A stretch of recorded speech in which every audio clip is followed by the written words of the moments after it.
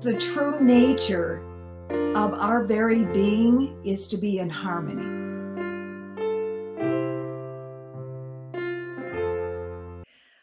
Welcome, everyone, to Center for Spiritual Living, Boulder Valley, Mystic Moments. You know, I got to tell you, I was just telling Robert, there's nothing I love more than hanging out with the sages and the mystics along the way. And today I want to talk about something that none of us want to talk about. We don't want to focus on it. We don't want it to exist. We don't want to have it in our news and our lives. And yet it's here yet again. And what we're going to talk about today is war. So the question is, what does New Thought say about war? So first of all, is there a place for positive thinking during a war? And really what I'm talking about, I think it's pretty obvious, is what's happening in Ukraine. So many lives are truly getting destroyed for generations.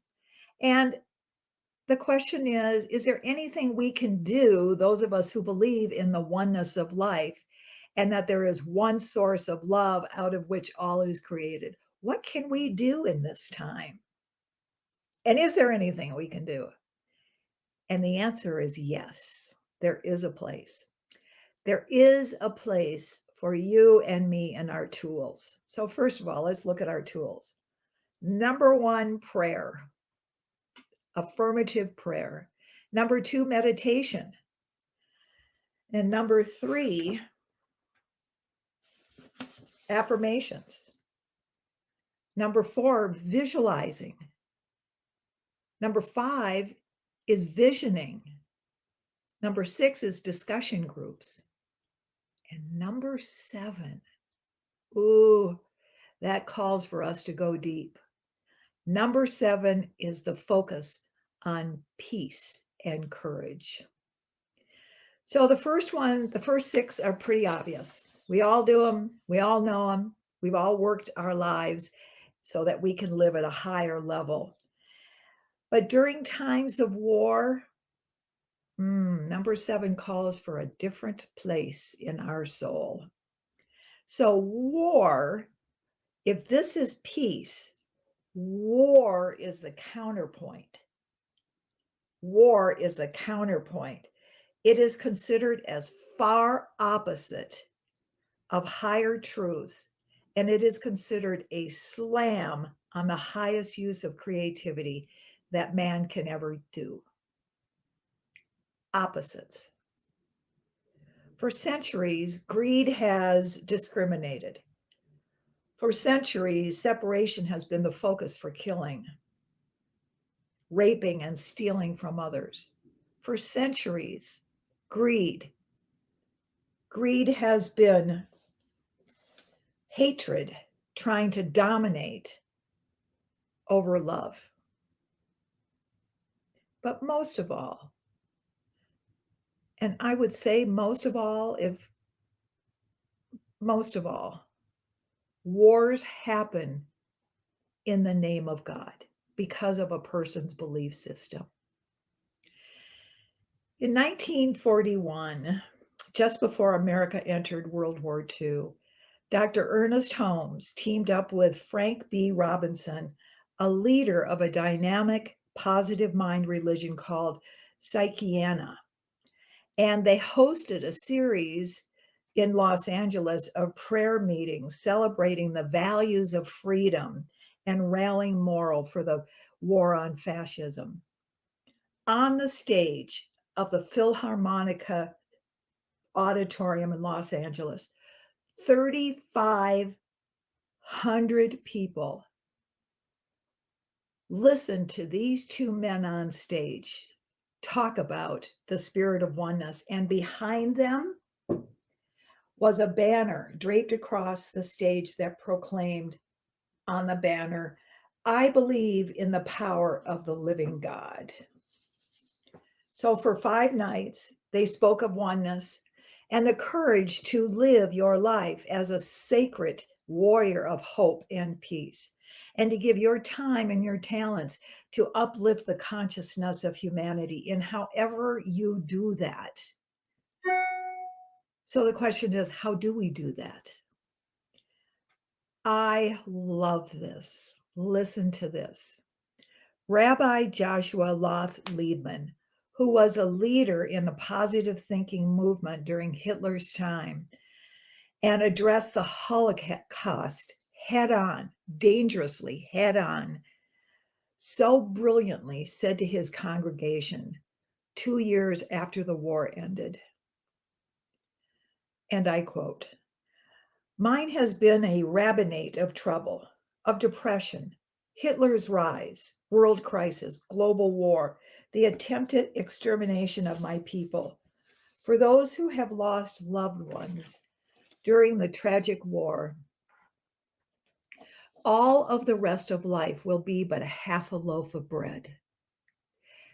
Yet a half a loaf eaten in courage and accepted in truth is infinitely better than a moldy whole loaf, green with decay of self-pity and selfish sorrow, which really dishonors the memory of those who lived for our upbuilding and happiness." So what we're asked to do is to be more positive, more joyful, happier, kinder, more loving. So how do we do that as new thoughters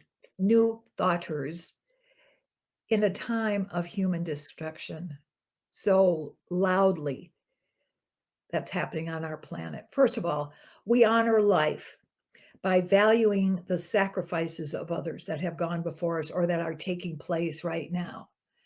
And knowing that we have the opportunities and giving thanks that have been granted for developing our highest potential. Never before have we been called to live at our highest potential. Number two, we remember that we are soul first, human beings second. Number three, we trust from the deepest of our hearts that nothing is bigger than the divine. This belief has carried me through all of my trials and tribulations. Whatever I'm going through, it is not bigger than God. No human experience is more powerful than the presence and the power that lives and creates itself through each of us. And number four, we use our lives for living a life of purpose and joy. And most of all, you've heard me talk about this. If all I had to do was talk about this and shout it from the top of the mountains, the most important thing that you and I can do is to live in gratitude. What are you grateful for? I was so grateful for all the blankets over my body this morning and the pillows that I was leaning against and my little Lucy that was curled up around me. And there are so many people that don't have that. What are you grateful for? In 1955, Dr. Ernest Holmes wrote the following: "World peace is not an illusion. So we want peace on earth? Then let us pray for peace in our own hearts. Let us affirm peace in our own minds. Let us live as though peace were the mandate of God, because it is. Together, let us affirm it and let us encourage others to, no matter what the opposition appears to be." I love that. Appears to be. For it is the fundamental reality of God. Blessed are they that have not seen and yet not believed. He goes on to say, let us face the future without fear, but let us all also face it intelligently as men and women who are not afraid of anything. There is nothing in the universe to be afraid of. Nothing in the universe to be afraid of. And I just want to add, I think the reason I've been in counseling for 35 years is one thing, and that is fear. And mostly it's the fear of being authentic. Some things could be avoided. He goes on to say, let us realize if the world is healed of war and brought into peace, it won't have been because guns were bigger and better or more of them. We need them until it does heal itself, but that will come to pass only because somewhere Along the line, the balance of the scales of eternal truth shall fall on the side of peace. Let us, you and me, pray for peace, and let us make our hearts fit to it, accept it when it comes. Let us make our intellect and our soul and our will and our feeling nature ready to receive it and embrace it even before it comes. Let us, in the stillness of our own soul, go back to the ineffable presence that is peace and proclaim it even in the midst of confusion. That peace, which is the power and the presence of the divine. Please join me in prayer.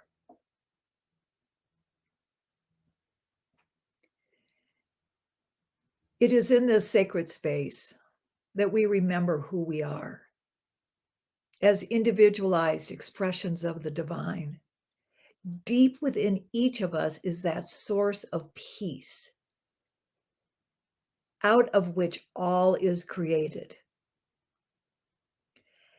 And in this source is the realization that we are all one. And for those who have forgotten or not even been aware of, let us send love.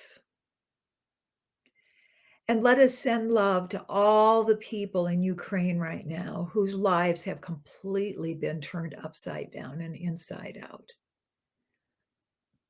The men and the women, the mothers and the fathers, and the children and the animals, and all that is being so challenged right now. Let us give thanks to them as we live our lives in courage and in truth and in knowing.